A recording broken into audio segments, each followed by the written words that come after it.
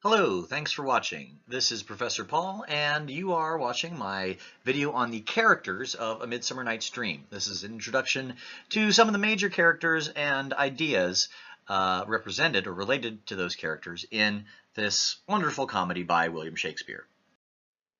So first, just as part of a brief overview, this is one of Shakespeare's most enduring, most popular plays, performed over and over again and constantly taught and read. Just a very, very popular play. And it appeals to audiences because of its appearance, at least, as a very light and fun work. And it certainly is light and fun in performance often. It's a story of young love that is thwarted, but ultimately triumphant, and we all love that. It's a story with fairies and magic, so it's exciting and fantastical. And there's a lot of silly misadventures, people acting in a ridiculous way that we like to laugh at. But, as you'll see in this video and the video on the plots of Midsummer Night's Dream, there's a very complex interplay between the plot and the characters. And the different characters from different plot lines are interacting with each other in very interesting ways. And there's also a real wealth of allusions and references underneath this, again, seemingly very light play. There's a whole bunch of classical, Christian, and folk references that underlie its meaning that you'll see, again, partially in this video, the plots video, and the video on the world of A Midsummer Night's Dream. So let's talk about the four groups of characters in this play. First, we have the noble rulers. And those are Theseus, the Duke of Athens, and Hippolyta, the Queen of the Amazons, whom he is engaged to be married to. And they're the first characters that we see in this play. And Theseus and Hippolyta both come from Greek and Roman mythology, so these are old characters. Theseus is a legendary warrior. He's very noble, he's very heroic, associated with people like Hercules. He also is noted in the myths about Theseus for having many, many different female lovers, not all of whom had happy endings to their lives, including Hippolyta in many of the myths that surround Theseus. So he's associated as a man who has a lot of female lovers and who takes, and even we might say from our perspective, modern perspective, abuses women. Hippolyta is, again, Queen of the Amazons. And the Amazons were a mythic race of warrior women, of these powerful warrior women. And again, I'll talk more about them on the World of Midsummer Night's Dream video. But generally, the Amazons were in the mind, in the imagination of the Renaissance society. They represented chaos. They represented a world turned upside down, where instead of the men in charge, the women were in charge. And of course, in their imagination, the women did horrible, horrible things to the men.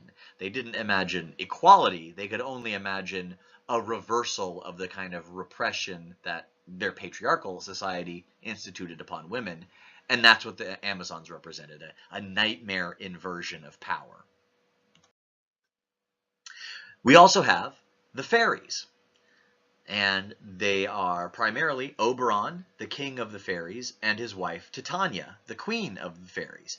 And Oberon is also accompanied by Robin Goodfellow, also known as Puck, who's his attendant and helper. And there's a number of other fairies, Mustard Seed and Peas Blossom and such, but they're not really important characters.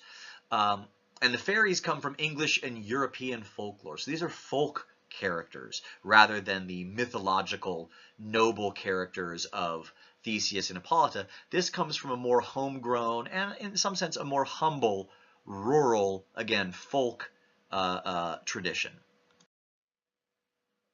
And so we think about them, they are parallel rulers. If Theseus and Hippolyta rule in our world, Oberon and Titania rule in the fantasy realm.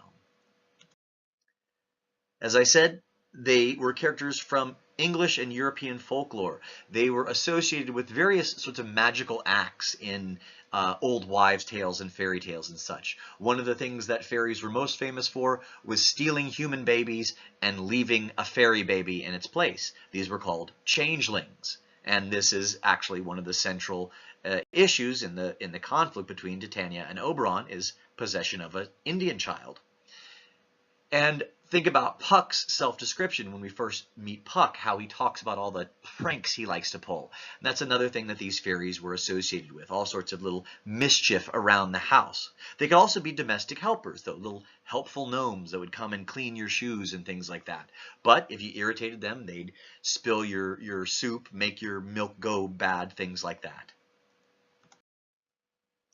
The third group of characters is our young noble lovers, and these are the central characters of the story for most of us. Hermia, Lysander, Demetrius, and Helena. And these are Greek names, but they don't, as far as I know, have any representation or connection to any specific characters. They're just sort of traditional figures of young love. Young men and women who, like all young men and women, are obsessed with finding their passion and experiencing love and enjoying life and all that sort of thing. So they're sort of traditional figures that we're meant to identify with as those as pursuing love, but also that we laugh at for their various follies. However, a wrench thrown in the young lovers is, of course, Aegeus, who's Hermia's noble father. And he's the antagonistic force, the one that opposes young love, that tries to control it, and who ultimately has to be thwarted in order for young love to be triumphant. So he's the noble force and the patriarchal force that antagonizes the young lovers. And the fourth group, and perhaps the most entertaining group, the Athenian lower class workers. Nick Bottom, Peter Quince, Snug, Flute, Snout, and Starveling. These are the comic relief of the play in a certain sense. And one thing that you might not know is that their names are all related to their jobs. So a bottom is a piece of equipment that a weaver uses. Flute is a part of the bellows. Starveling is the name of the tailor because tailors were stereotypically always considered to be very skinny. So their names all have something to do with their jobs. They're very closely identified with their work. They're almost, in some sense, kind of two-dimensional in that sense. Now, where do the Athenian lower class workers come from? They're not mythological figures. They're not folk figures. These are the English working classes. These are representative of the common people of Shakespeare's audience in Shakespeare's time. They're very familiar character types. They play on sort of stereotypical jokes about lower class workers or just dumb people, or again, people who work in certain trades having certain obsessions or certain characteristics. But also their concerns are very relatable and recognizable. They're concerned about buying food, making enough money to survive. So they, in some sense, we might ask if the audience identifies with them in a certain way, despite the fact that they are such comic relief, that they are made fools, especially Bottom. We might ask, are they still characters that we identify with in some way? So now let's talk about the relationships between these characters. Theseus and Hippolyta. They're both nobles, so in that sense they have equal status, king and queen, or rather duke and queen. And they're engaged to be wed, which is a relationship of love, also a political relationship, of course, but it's a relationship that joins them together. However, their marriage is based in conquest. What Theseus says is, I wooed thee with my sword. He is marrying Hippolyta because he has led the Athenians to conquer, to defeat the Amazons. Incidentally, that's a line that's sometimes cut from the play in order to make Theseus and Hippolyta's relationship more romantic, to cut that line and to change their relationship, to have it not based in violence, because it raises a lot of questions. Why does Theseus desire Hippolyta? Does he want her because he loves her? Whatever that might mean. Does he want her because she is an Amazon and therefore a woman that theoretically can't be possessed? Does he want her because normally he can't have her because she tries to defy male rule? Does Hippolyta desire Theseus? Does she want him? Does she love him? Does she have a choice whether or not to desire Theseus? And now, to some extent, these are questions that will be decided by the actors, right? One actor playing Hippolyta might decide that she does love Theseus. Another might decide that she hates Theseus. But it's a question that's raised by the text. We have to ask it because of the way their relationship is introduced. So it introduces that problem at the very beginning. And even if she does love Theseus, what does it say? That she loves a man who abuses her, who conquered her. So they raise these lots of questions for us and lots of themes, issues. What is the relationship between violence and power and sexuality? How does violence inform sexuality, or how does violence serve to perhaps control certain sexual relationships? We also see a parallel between political authority and domestic authority. Theseus is husband and duke. He is her husband, and in that sense, according to domestic philosophy of the period, in charge of the home, but he's also the duke of the whole state, the father of the state in some sense. And it also raises the question for how closely tied are violence and eroticism in masculine desire, particularly in patriarchal masculine desire. Is erotic desire on the part of the masculine patriarch always in some sense violent? That leads us to Oberon and Titania. They are in open conflict, whereas Theseus and Hippolyta are no longer in conflict. Oberon and Titania are in open conflict over the possession of the child, which suggests, even though neither of them, it's not either their biological child, but symbolically, they're struggling over the power over reproduction. Who has control over the next generation? Titania is loyal to her female servant, whereas Oberon is willing to abuse his wife, even so far as to have her sleep with another man, a human who's transformed, in order to get this child from her. So think about what their different priorities are and why that puts them in conflict, and what that says, again, symbolically about what they represent. Also notice that their resolution is the first harmonious resolution of the plot. It's before the young lovers wake up and find themselves back to normal, before Aegeus is forced to accommodate Hermia's desire and all of that, before Bottom returns and is transformed back to his normal state. It's Oberon and Titania that their conflict is first resolved. Is that necessary in some sense? Does their more spiritual, fantastic resolution have to occur in order for the human world to be in harmony? And they also oversee the comic ending of the play. Even though they had been in such violent conflict at the beginning, at the end, it is they who bless the newlyweds' marriage beds, blessing them to be what? Reproductive. So we can ask ourselves, how does their relationship parallel that between Theseus and Hippolyta? Is it in some sense a displacement of it? How is their conflict reflective of the potential antagonism between Theseus and Hippolyta?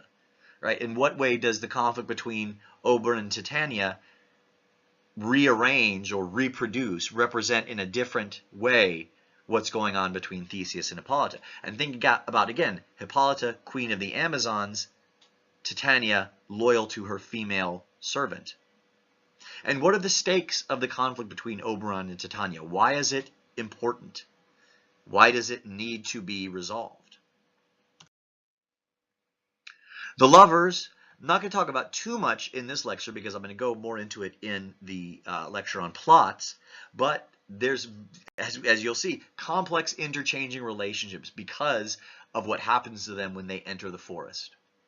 But what's most important to me about the lovers, I think, is that they are, at least initially, their desires are in conflict with patriarchal authority. Hermia and Lysander are defying Hermia's father. So their desires are in conflict with patriarchal authority, and that is another conflict that needs to be resolved. In order for the lovers to be free to love, their love cannot violate order. So how do we resolve those things? And notice that at the beginning of the play, Theseus allies with Aegeus. He says, I will enforce your will. I have to. That's the law. The state enforces the father's will. Theseus is, in a sense, the super father, the uber father. But later, Theseus overrules Aegeus, apparently because Hermia's desires are no longer a threat. So we think, whose desires are being fulfilled, and why is it that Theseus is suddenly able to overrule Aegeus's will? It seems to be, I mean, it could be, we could write it off as a plot error, but there seems to be something more significant going on in this strange just transformation where Theseus all of a sudden decides that he can do what he wishes. Something about the prerogative of the patriarch in there. Some questions to think about the lovers, and I don't think that there are answers to these questions, and that's part of the reason why you need to ask them. Why does Hermia prefer Lysander to Demetrius? Why does Aegeus prefer Demetrius to Lysander? Why does Demetrius prefer Hermia to Helena? And why does Helena still love Demetrius after all that he's done to her? Again, there aren't answers to these questions, but I want you to look for them anyways. If that sounds sort of perverse, it is. But it's the attempt to try to answer these questions that's important. And think about a way to help you answer those questions. Look at when the men are enchanted, when Demetrius and Lysander become enchanted and their emotions change, their loves change. How do they react? How do they explain it? How does Lysander explain, well, yeah, yesterday I was in love with Hermia, but now I don't care about her at all and I love Helena? If that happened to you, you might find that strange if all of a sudden you hated someone that you loved and loved someone that you no longer didn't care about before. But they seem to just go with it. Why?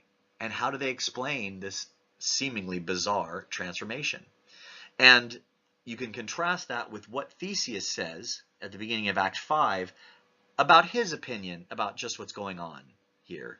What does he say to Hippolyta about the story that the lovers tell us? The Athenian workers, their relationships, well, they're defined by their status. These are workers, they are lower class. They are Theseus's subjects, and that's what defines them. Of course, the other characters are too, the noble lovers, but what defines them is their love. They're noble, so they have a certain freedom. These guys don't really have freedom because they're workers. They work and sweat and toil to earn their living. And what they want is they want to raise their status in a seemingly paradoxical way through service. If we serve him well, he'll raise our status. I mean, it makes sense, but there's something of a paradox through it. We have to show ourselves to be good servants in order to get a higher status above the status of servant. And the main character of the Athenian workers is Bottom, and his story is a wonderful, hilarious, and powerful story of comic reversal, because he is a low character who's raised to almost the highest status. And it's very temporary, and it's very strange, but it's an important comic reversal, and it relates to the other reversals that are going on in the play. The reversals of harmony to discord, the reversals of order to disorder, the chaos in love and emotion. Bottom's comic reversal of status is also part of that. And we can think about their performance at the end of the play. They're mocked by the nobles because they're bad actors. There's no question that they're terrible as actors. That's part of the point. But they get a reward. And in a certain sense, we can see their play, the play of Pyramus and Thisbe, as a mockery of the youthful lovers of Hermia, Lysander, Demetrius, and Helena. Even though perhaps, of course, obviously the Athenian workers wouldn't know that, but to us as audience members, we can see that the ridiculous story that the workers perform is not all that different from the ridiculous story that the lovers have just experienced and that we've watched. And now, as you'll see, and I talk about this more on the plots presentation, but each group has its own distinct plot. The lovers have their story, Oberon and Titania have their story, Theseus and Hippolyta have their story, the workers have their story. But none of these plots can continue, none of the plots can happen or progress, and none of the plots can be resolved without the interaction with the other characters. So all the plots rely on each other, they interact with each other and affect each other. And that's one of the things that makes this play both so delightful to see how unexpectedly things happen. Even if we know the play inside and out, it's still unexpected in some sense. And also what makes the play so complicated, because it's impossible to separate any one character's journey out from the others. So finally, just some other questions, some questions that I've already raised, but I want you to consider further. What parallels, comparisons, and contrasts can you make between the different groups of characters? Look for any sorts of connections that you can. So you might consider relative status, relationship with others, the goals and desires that characters have, their behaviors and attitudes, their different personalities. What kinds of connections can you make? Even if it's an obscure connection, because it can often illuminate something very interesting about the play. And on the other hand, similarly, what can you think about in terms of the plot lines? What happens to the characters? So how does the plot of what happens to the young lovers relate to what happens between Oberon and Titania? Or what happens to Bottom? And so forth. So again, try to make connections between these. And I'll talk more about plots and connections and its relationship to character and setting in the video A Midsummer Night's Dream Plots. So that's the end of this video presentation. The others that I've had you watch for this week include The World of A Midsummer Night's Dream, where I'll talk some about the different cultural and social backgrounds. A Midsummer Night's Dream Plots, which will repeat some of the stuff from here, as well as The World of Midsummer Night's Dream. They'll both repeat some ideas from here, but talk again mainly in that one about plots. And then the videos on Shakespeare Concordance and Midsummer Moon, Tracing an Image. Those are both connected on how to use the Shakespeare Concordance to trace a particular idea and see how one single image can mean all sorts of different things throughout the play.